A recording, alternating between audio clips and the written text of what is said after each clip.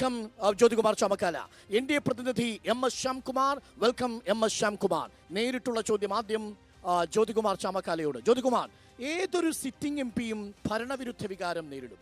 സ്വാഭാവികമായി ആ sitting MP എന്ന നിലയിൽ NK പ്രേമചന്ദ്രൻ മണ്ഡലത്തിൽ ഒരു MP വിരുദ്ധ വികാരം നേരിടുന്നുണ്ടോ? അതിത്തവണ പാരയാവൂ. അരുൺകുമാറെ, അങ്ങനെ ഒരു പ്രതീക്ഷ ഉണ്ടെങ്കിൽ അത് അസ്ഥാനത്താണെന്ന് ആദ്യമേ തന്നെ അങ്ങ് പറഞ്ഞേക്കാം.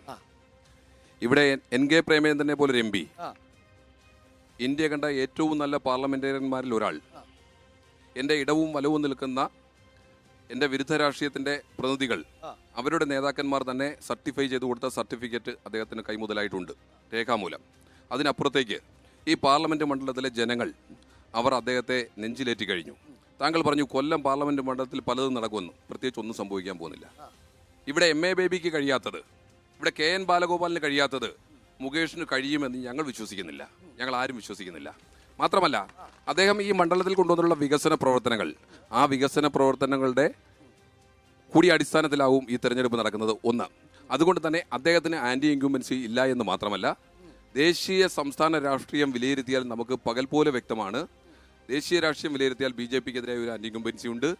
സംസ്ഥാന രാഷ്ട്രീയം വിലയിരുത്തിയാൽ ഞാൻ പ്രത്യേകിച്ച് പറയേണ്ടതല്ലോ, ട്രഷറിയിൽ ഉൾപ്പെടെ പൂച്ച പറ്റി കിടക്കുന്ന സാഹചര്യമാണ്. അപ്പോൾ അതുകൊണ്ട് അതെ, മരപ്പെട്ടിയും. അപ്പോൾ അതുകൊണ്ട് ഇനി ചിഹ്നം തിരക്കാൻ വേറെ പോകുന്നുണ്ട്. ഏത് ചിഹ്നം എന്നുള്ളത് അതെ, മരപ്പെട്ടിയും ഒക്കെ ആയിക്കോട്ടെ. അപ്പോൾ ആ അർത്ഥത്തിൽ ദേശീയ സംസ്ഥാന രാഷ്ട്രീയ സാഹചര്യവും ഞങ്ങൾക്ക് അനുകൂലമാണ്. ഞങ്ങളുടെ MP ആണ് ഞങ്ങളുടെ കൈമുതൽ എന്ന കാര്യത്തിൽ ഒരു തർക്കവുമില്ല. ഞങ്ങൾക്ക് നെഞ്ച് വിരിച്ചുകൊണ്ട്, ഞങ്ങൾക്ക് തല ഉയർത്തിപ്പിടിച്ച് ഓരോ വീട്ടിലും കയറി വോട്ട് ചോദിക്കാനാണ്, ഒരു തർക്കവും വേണ്ട. അപ്പോ ഞങ്ങളുടെ തുറുപ്പ് ചീട്ട് സ്വാഭാവികമായി ഞങ്ങളുടെ MP തന്നെയാണ്.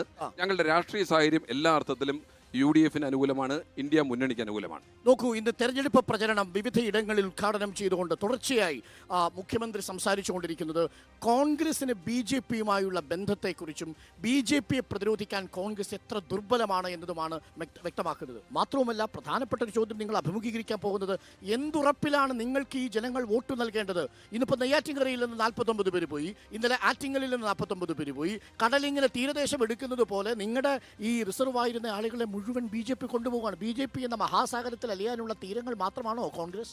അങ്ങനെ പ്രചരിപ്പിക്കുന്ന കാര്യത്തിൽ താങ്കൾക്കും ഒരു ശുഷ്കാന്തി ഉണ്ട്, എനിക്ക് ബോധ്യപ്പെട്ടു. ഞാനൊന്ന് പറഞ്ഞോട്ടെ. ഇവിടെ അങ്ങനെ പറയുന്ന LDF മുഖ്യമന്ത്രി അദ്ദേഹത്തിന്റെ അഖിലേന്ത്യാ സെക്രട്ടറി പറഞ്ഞു അങ്ങനെ പിന്നെ ഇന്ത്യ മുന്നണിയിൽ നിൽക്കേണ്ട എന്ന്. താങ്കൾ മനസ്സിലാക്കേണ്ടത്, പശ്ചിമബംഗാളിലെയും ത്രിപുരയിലെയും പാർട്ടി ഓഫീസ് ഉൾപ്പെടെ BJP-ക്ക് കൊടുത്തിട്ട് അവിടെ BJP ഓഫീസ് എന്ന് മാറ്റി എഴുതിയവർ ഇവിടെ ഞങ്ങളെ ഇങ്ങനെ എന്താ പറയുന്നത്, ഞാൻ പറയും മുട്ടനാടിന്റെ പുറകെ നടക്കണ്ട എന്ന് പറയും. ഇവിടെ ഞങ്ങളെ സംബന്ധിച്ച് ഇവിടെ കഴിഞ്ഞ തെരഞ്ഞെടുപ്പിൽ 20-19 സീറ്റും വിജയിച്ചവരാണ്.